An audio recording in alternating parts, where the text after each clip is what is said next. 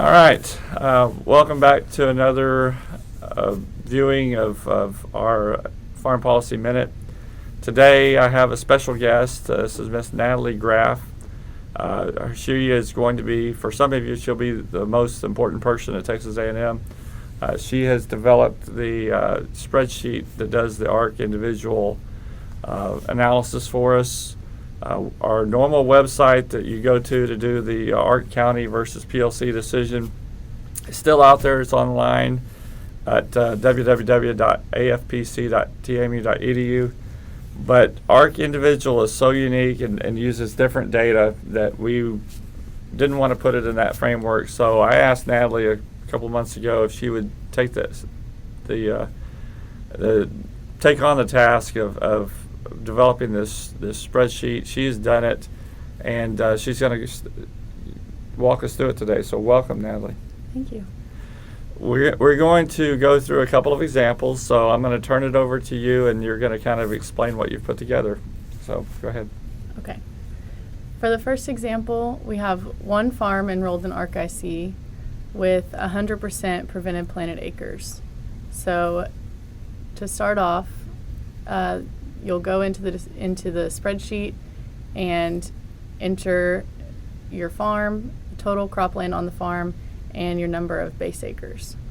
Next, you will go and enter the number of acres planted in 2019 and which crop you planted, and the producer's share of acres. The spreadsheet will populate for you the marketing year average prices. And this. So you use the drop down to pick the crop, and then yes. Then it populates for you. Yes. The most difficult part of the whole spreadsheet is entering your yields. So you'll have to enter your actual yields for each crop planted from 2013 to 2017 in order to calculate your benchmark revenue. And the challenge with this is if you have a yield that's lower than 80% of the T yield, then you'll plug that yield with the 80% of the T yield for your county. And if you didn't plant a crop in 1 year, then you'll use 100% of the county average and substitute that yield for a certain year. So on the bottom line on this chart basically is shows how you do it. If you had an 85 actual, you plug with the 80%. If you didn't have a yield at all, like 2014, then you get to plug with the county plug. So that's how it works. Yes. For your spreadsheet, the data is on a separate sheet behind, so the user can go to it and find those plugs, right? Yes. Okay. So in Table 5, once you enter your yield history, the spreadsheet will calculate your revenue per acre for each year from 2013 to 2017, and then calculate the 5-year Olympic average, and it will then weight it by crop year depending on your planted acres for that crop in 2019 versus your planted acres for every farm enrolled in ARC IC. So one of the differences here is that ARC County uses, you get the previous 5 years, you drop the high and the low, and you average that and multiply that times on price. You do the same thing on county yields and multiply those together. What's different about ARC Individual is that the multiplication is annual, and then you drop the high and the low revenues to calculate that Olympic average. If you don't know, you don't know. So having all those formulas plugged into the spreadsheet is very helpful. Once your benchmark revenue is calculated, you'll scroll down to Table 6 and calculate your actual revenue. For prevent plant acres, you'll enter a 0 in yields. So back up in Table 2, you'll want to enter the number of prevent plant acres, and then here enter a 0 yield, and that's how the spreadsheet will know that your actual revenue is 0 for that farm. And we provide a price projection for the 2019 marketing year average price. And so you can either enter that price or you can provide your own projection if you expect. So with both our online decision aid in this one, it is the midpoint of the latest USDA forecast is what we're using for 2019. So if someone thinks they have a better idea than the USDA, they can plug in their own number. Right. After you've entered all of your information, Table 7 will give you a summary for ARC-IC. So it'll take your calculated benchmark revenue per acre and multiply it by 86%. That'll be your revenue guarantee. It'll take your actual revenue per acre and subtract it from the revenue guarantee. 10% of the benchmark revenue is your maximum payment, and your payment rate will be it'll be the minimum of either your maximum payment or the revenue guarantee minus So actual one of the revenue. things that I didn't say at the beginning was the reason why people are saying that you need to look at this for ARC-IC for prevented plant acres is that if the whole farm is prevented plant, then the acres count in the calculation with a zero yield, so you're going to get a max payment. Whatever that 10% of that revenue benchmark is, you're going to get that. Now, they have to make a decision whether that's what they want to do, because this is a 2-year decision. But the math works out where it's very clear that you're going to get the max payment rate if you had 100% prevented plant. Right. It's not quite that clear in other situations. But to go ahead and finish up, I don't know if you went through, but basically she has it there at the bottom of the slide. Whatever acres you have is going to be multiplied by that payment rate and come out with a payment for 19. Yes. And the decision aid that you built has a spot where you can go in and do the same exercise for 2020. Yes. But once you start putting in actual production, you don't expect to hit the max payment rate, and so ARC-IC doesn't look near as good. And we've got a couple examples. One to go out next, I think. So let's look at those. In our second example, we have the same farm enrolled in ARC-IC, but this time there are some prevented planted acres, not 100%. So when you go to enter the number of acres planted, you disregard the prevented planted acres. So on this farm, there are 150 acres of cropland, and only 25 of them were planted to corn. The others were, the rest were all prevented planted. So when you go to use the decision aid, you have to enter the number of acres that you did plant, and the prevented planted acres are disregarded in this case. The difference from the first example, when you go to enter your data, you have to put in your actual yield here. And again, it disregards your prevented planted acres. Right, and that's the big drawback for this. When people ask about, well, I had a little bit of some crop that made I believe the rules say 0.01 acres of a planted crop that actually made a yield. Yes. Makes where you cannot count the acres and zero production off of the prevented plant. So suddenly you're looking at a situation where the benchmark's going to go way down. So let's go ahead and finish that.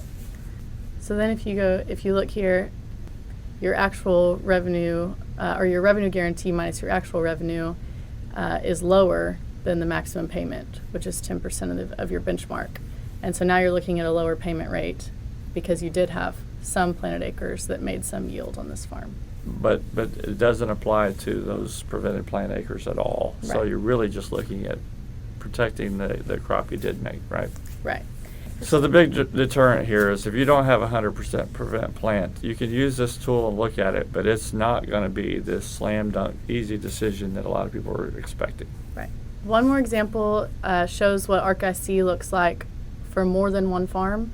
So in this example, there are 2 farms enrolled in ARC-IC, 100% prevent plant on both farms. And what this will show is how the weighting factors work, and how basically what ARC-IC does is if you enroll more than one farm, then those farms are put into what's called a producer bucket, and it basically makes one giant farm, and it weights your planted acres on each farm over all the planted acres on all ARC-IC farms. So in this example, we have on the first farm 145 base acres, 150 acres of cropland. On the second farm, 290 base acres, and 300 acres of cropland. And we have corn planted on both farms and soybeans planted on one farm. And here are the yields that we're going to use. And they've already been plugged in this case because we've already talked through how to plug yields. So in this case, in Table 1, you'll enter your information for Farm 1 and Farm 2. In Table 2, you'll enter your 2019 planted acres for corn, only corn on the first farm, and corn and soybeans on the second farm.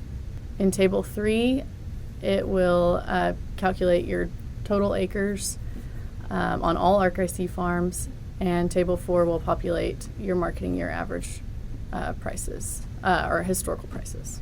When you go to enter your yields, your yield history to calculate your benchmark revenue, it's important that you only enter your yield history for that crop on the farm that it was planted in 2019. And this is because you don't want it to calculate a benchmark, or you don't want any weight going towards crops. So in that this you didn't so in plant this in example, 2019. soybeans wasn't Yeah. produced on the first farm, Right. And while it's still listed there because that's the way we've done the spreadsheet, there wouldn't be any information there because that would change the weighting and change the results. Right. And it would give you, because you planted 0 acres, this benchmark revenue for soybeans on the first farm would still be 0, but if you don't need to enter yield data for a farm, that's an extra step you don't want to have to take. So what this weighted by crop acres does is it takes the percent of planted acres for that crop on that farm over all planted acres on all ARC-IC farms, and it multiplies your 5-year Olympic average by that percent. And so as you add more farms and more crops in your ARC-IC bucket, then each benchmark revenue will have less and less weight. And then all of these will be summed to calculate your total benchmark revenue. In Table 6, you will enter the expected 2019 marketing year average price and your yields per acre, which again, in this case, this was a prevent plant on both farms for all crops. So the yield is 0. And finally, your ARC-IC summary. In this case, the number of base acres does not exceed cropland acres, and it was all prevent plant, so the maximum payment rate is achieved. So just to recap here, we have 2 templates. One that has you can put up to 10, Yes. combine up to 10 farms on one ARC-IC farm is the way I call it. You call it the bucket. And then you actually went back and, at the request of some folks from Ohio, have created a 50-farm template that Yes. Obviously gets pretty involved. But there are, if you had a number of farms that had 100% prevent plant, it's pretty clear you would want to go ahead and add them together. Whether you choose ARC-IC or not will depend on whether you think that the money you get for sure in 19 offsets what you could get under the other programs under 19 and what you might get under 20, because as I said earlier, you cannot count on ARC-IC paying in 2020. Now, if you think you're already wet and you think you're going to be prevent plant again, then very likely it would pay. But those are the types of decisions that people have to work through. In terms of getting a hold of us and getting help from you or one of the other staff on the decision aid, the number there is 979-845-5913, and we will help you with this process. We'll also send you the template. Hopefully you can work through it yourself, but if you watch this video, I think you're going to have a good chance of getting that done. Is there anything else that we're kind of forgetting here? We just had a notice come out from FSA today that those plugged counties is your control county for FSA purposes, right? Yes. So say that again, just so they understand. Okay. So when you're going to enter your yields, if you are your historical yields from 2013 to 17 or 14 to 18 if you're looking at 2020, if you did not plant a crop in one of those years, then you use 100% of the county average for that year. And if you did plant a crop, but your actual yield is lower than 80% of the T yield, then you'll enter that 80% of the tea yield instead of your actual yield. Whenever you're going to look at those substitute and plug yields, you want to use your administrative county or your control county, not the county where the farm is physically located. That's right. Anything else we've forgotten to mention that would be helpful to them? If there was, give us a call. Okay, so give us a call if you need help. Otherwise, we'll talk to you next time. Thank you.